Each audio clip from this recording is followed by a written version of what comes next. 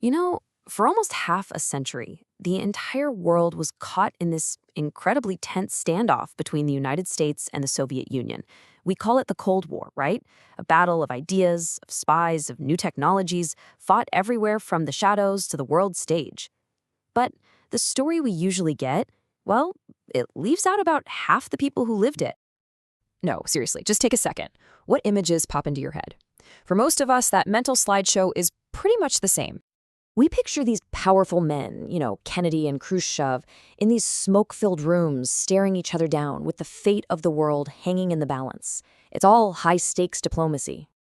Or we think about the hot parts of the war, like in Korea and Vietnam. And the face of that conflict? It's almost always a young guy in fatigues with a rifle in his hands. And of course, there's the arms race. We picture the brilliant minds behind the scenes, the guys from the Manhattan Project and beyond, designing these weapons with just unimaginable power. But here's the thing. That's not the full picture. It's not even close. The Cold War was fought on so many different fronts, and a whole lot of its most important players didn't fit that mold at all. In fact, one of the most effective, longest-serving Soviet spies was a woman living a quiet suburban life in England. Everyone was looking for James Bond, and they completely overlooked the grandmother next door. So let's start right there, in that secret world of espionage. This was a war fought with information, not armies, and women were absolutely central to that fight, on every single side. And this is just fascinating. On one side, you had women like Melita Norwood in Britain, or Ethel Rosenberg here in the US. Now, they weren't doing it for money, they were true believers in communism. They honestly thought they were creating a better, more equal world by passing atomic secrets to the Soviets. And then on the flip side, you had these brilliant American women like Angelina Nanny.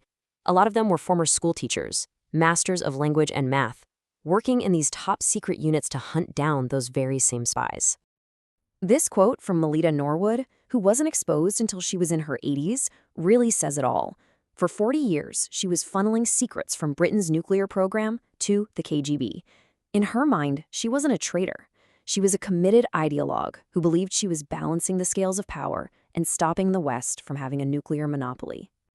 So how did they get caught? Well, this is where something called the Venona Project comes in. This was an incredibly secret American effort to crack Soviet codes. The work was just painstaking, tedious stuff, and it was female cryptologists who did a ton of the heavy lifting. Their breakthroughs led directly to unmasking major spies, including the whole Rosenberg ring. So women weren't just passing secrets, they were the key to unlocking them too. And the stakes here were about as high as they could possibly get. I mean, this wasn't just about catching spies. In 1962, the world was holding its breath during the Cuban Missile Crisis. A cryptology unit leader, a woman named Juanita Moody, and her team, they noticed some really suspicious Soviet shipments heading to Cuba. When her first reports didn't get enough attention, she took a risk and pushed for the intel to be shared more widely. That push is what led to the U-2 spy plane flights that confirmed the nuclear missile sites were there. It triggered the crisis, sure, but it's also what allowed Kennedy to prevent a full-blown nuclear war. A woman's intelligence work literally helped save the world. Okay, so beyond this secret world of spies, women were also stepping into more visible, uniformed roles, especially when the Cold War turned hot in places like Korea and Vietnam. You can see this clear, if kind of slow, progression here. That 1948 Integration Act was huge. It made women a permanent part of the military. Just 2 years later, bam, the Korean War starts, and 120,000 women are on active duty. By Vietnam, thousands more were serving. And then by 1972, you see pioneers like Commander Elizabeth Barrett actually taking command in a combat zone. The barriers were starting to break. And this quote from Shirley Gates McBride, who was an army medic in Korea, it really gets at this crucial fight for equality that was happening inside the system. While society at large was still deeply unequal, in some ways, the military was a step ahead. You were a soldier first. The pay was the same. It was this step toward being recognized as a professional, even if social attitudes hadn't caught up yet. Vietnam, though, really shows you the complicated reality of it all.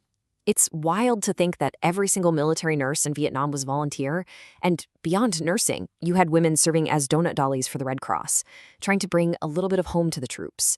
And they were right there in the danger. 5 Navy nurses were the first women to get the Purple Heart in that war, but they also faced this constant, pervasive sexism. They had to fight a two-front war, one for their country and another one just for their own dignity and respect. All right, so at the same time, some women were serving the state.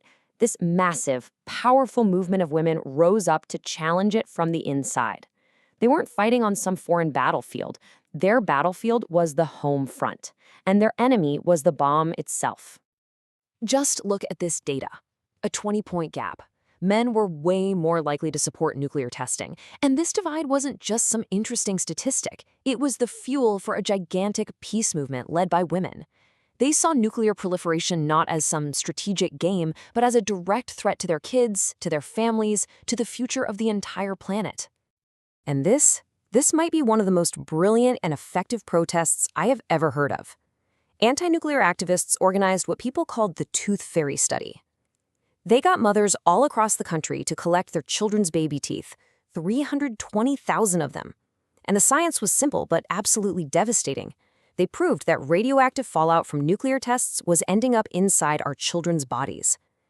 The emotional impact of that discovery was immense. It made the abstract fear of radiation into a real, tangible threat to every family, creating so much public pressure that it led directly to the 1963 treaty to limit nuclear testing. Just incredible. And we're not talking about small groups here. They organized on a massive scale.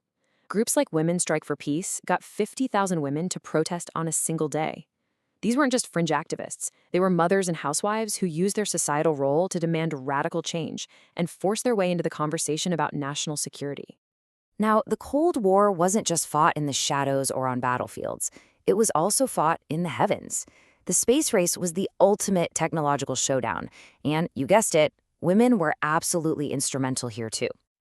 And this is such a fascinating contrast. The Soviets scored this huge propaganda victory by putting Valentina Tereshkova into orbit way back in 1963. The US, on the other hand, officially excluded women from being astronauts. At the time, you had to be a male military test pilot. So America's women weren't in the cockpit. They were the human computers, the brilliant mathematicians doing the incredibly complex calculations by hand that made the missions fly.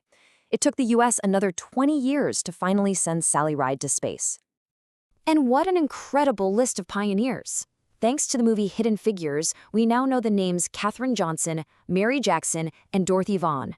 Their calculations were essential from day one. Then there's Margaret Hamilton, who led the team that literally wrote the code that landed Apollo on the moon.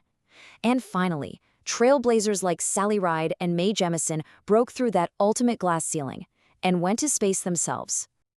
So when you pull all these different threads together, the spies, the soldiers, the activists, the scientists, what you're left with is this really complex and often contradictory picture of women's roles during the Cold War.